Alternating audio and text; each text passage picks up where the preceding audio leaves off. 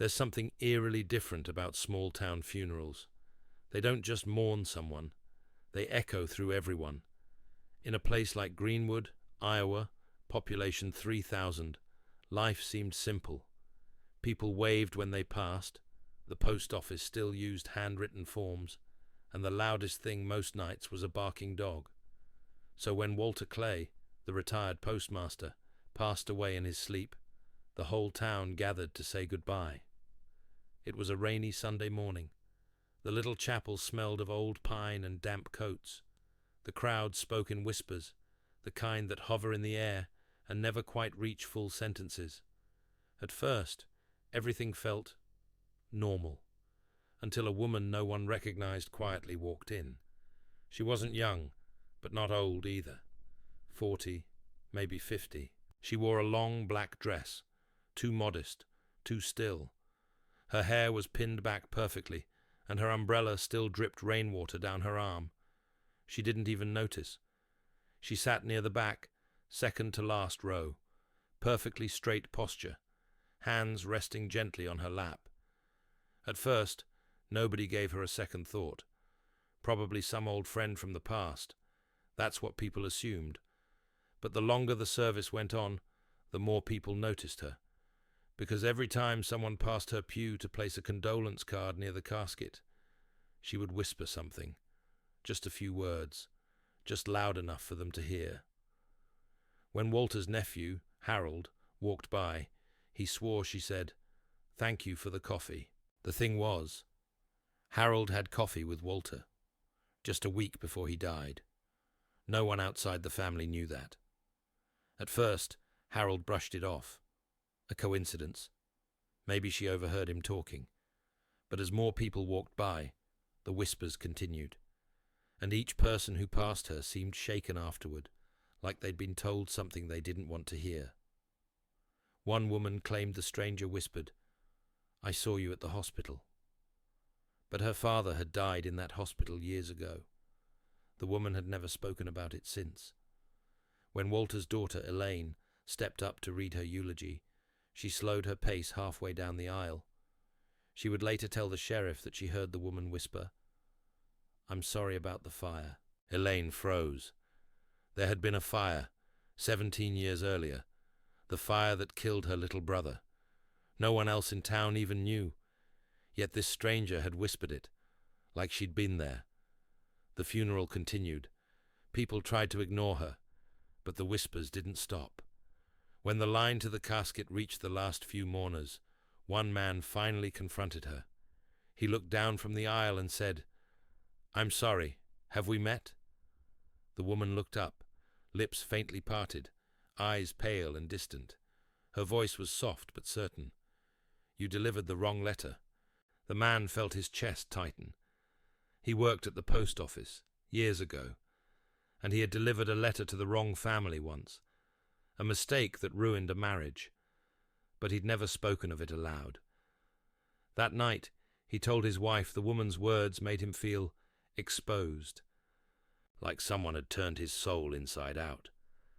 When the ceremony ended, people poured into the rain outside, umbrellas like a black sea of shaking hands.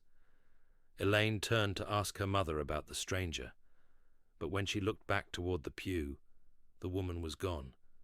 No one saw her leave, no car waiting, nothing, just a wet outline where her umbrella had rested against the floorboards. That night, Elaine tried to sleep. She couldn't. The silence felt too heavy, the kind that presses against the walls. Old memories of the fire gnawed at her chest again. She told herself the woman had probably just heard a rumor, that grief plays tricks. But she couldn't shake the feeling that someone, maybe even her father, had tried to send a message through that woman. The next morning, the town's Facebook group was full of talk. Did anyone know that lady at the funeral? The one whispering people's names? Creepiest thing I've ever seen. Then, someone posted a blurry picture from their phone, taken right after the service. The woman stood near the back door of the chapel, her head tilted slightly toward the camera. At first glance, nothing seemed off, but in the reflection of the puddled rainwater near her feet, Dozens of faint outlines stood behind her, human silhouettes, still, shadowed, like figures in fog, only they weren't there in the real world. The photo disappeared from the page within an hour. 2 nights later, Elaine went to the cemetery by herself. It was dusk, the kind where the sky still bleeds faint orange along the horizon and shadows stretch just a little too far. She brought fresh flowers and knelt by her father's headstone. For the first time since the funeral, she said his name out loud. That's when she heard it. Soft footsteps behind her. When she turned, the woman was standing 10 feet away, partially behind a headstone. That same black dress, the same stillness, the same calm eyes that felt more like absence than presence. Elaine didn't move. The woman tilted her head slightly, then whispered, "He's not here." Elaine blinked. "What?" The woman's lips barely moved. "He's not here. But you knew that." Elaine's breath caught in her throat. "Who are you?" The woman turned slowly, glancing across the graves until she stopped at a smaller one, half covered in leaves. She pointed. Elaine followed her gaze. It was her brother's grave, untouched for years. The woman whispered, "He wanted you to know it wasn't your fault." As those words left her lips, the wind suddenly shifted, sharp and cold. Elaine covered her face as leaves whipped through the air. When she looked up, the woman was gone. Elaine stood trembling in the fading light. When she looked down, a fresh bouquet lay on her brother's grave, identical to the one she'd brought for her father. Only, she hadn't placed it there. Later, the sheriff found muddy footprints by both graves, bare footprints, deep, wet, and uneven. The pattern wasn't right for shoes, but didn't look human either.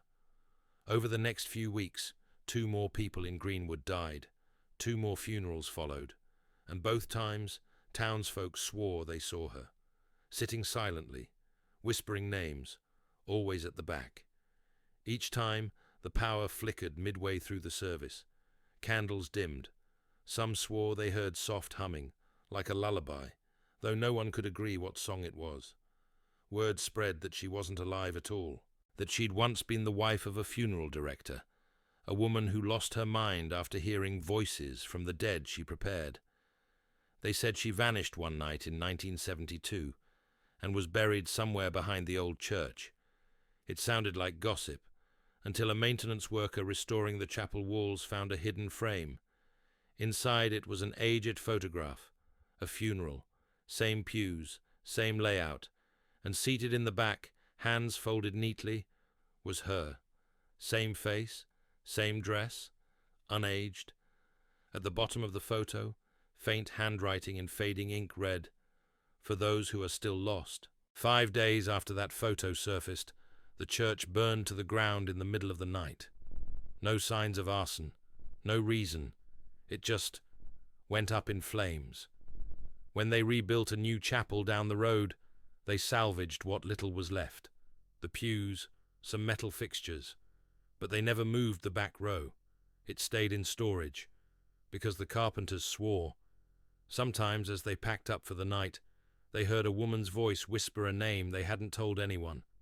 Sometimes, it was their father's. Sometimes, their own. Now, if you ever attend a funeral in Greenwood and feel someone whisper your name, don't turn around. Just leave, because those who do sometimes end up on the next invitation list. And the woman in black is always there, quietly waiting to call them home.